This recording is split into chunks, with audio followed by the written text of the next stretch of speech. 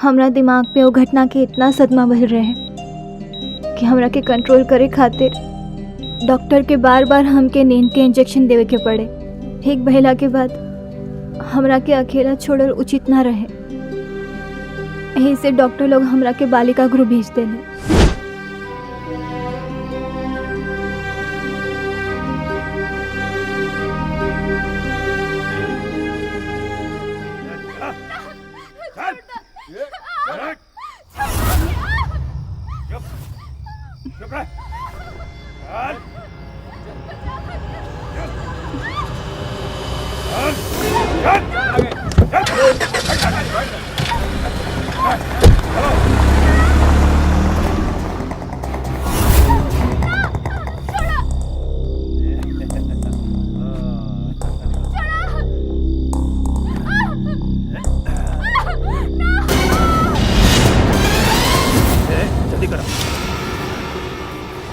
जल्दी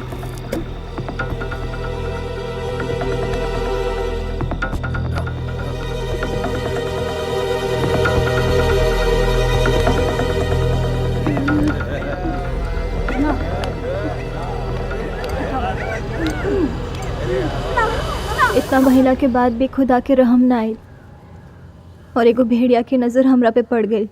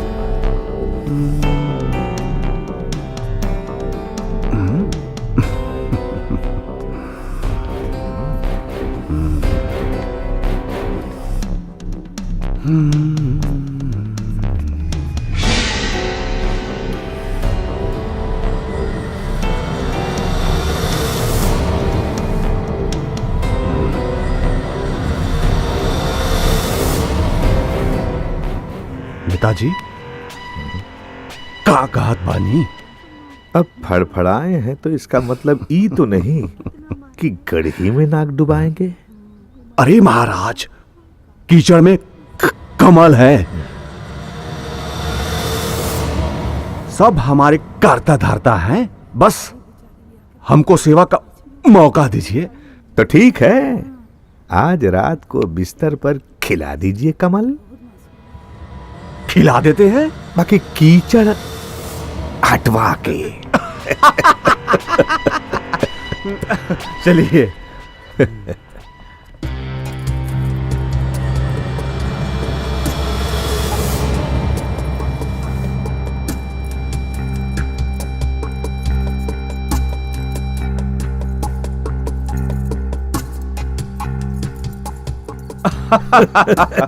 नेताजी रहुआ अपन दया दृष्टि बना के रखी।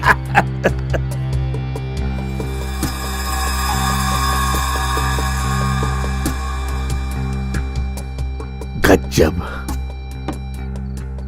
गज्जब। ए ठकुरवा, अब तक तो हम तुम्हारे बालिका गृह में बहुत हीरा देखा, लेकिन पहली बार कोई नूर देख रहा हूं। इसको हमरा खातिर रिजर्व कर दो। गज्जब। बहुत हिम्मत करके हम अपन आबरू बचावे खातिर उ नरक से भाग निकल ले। अगर तोरा के अभी हमारी बात झूठ लागता तो तू बेशक हमरा के ओकने के हवाले कर दो, बाकी हम तोरा के धोखा नहीं के देले वीर।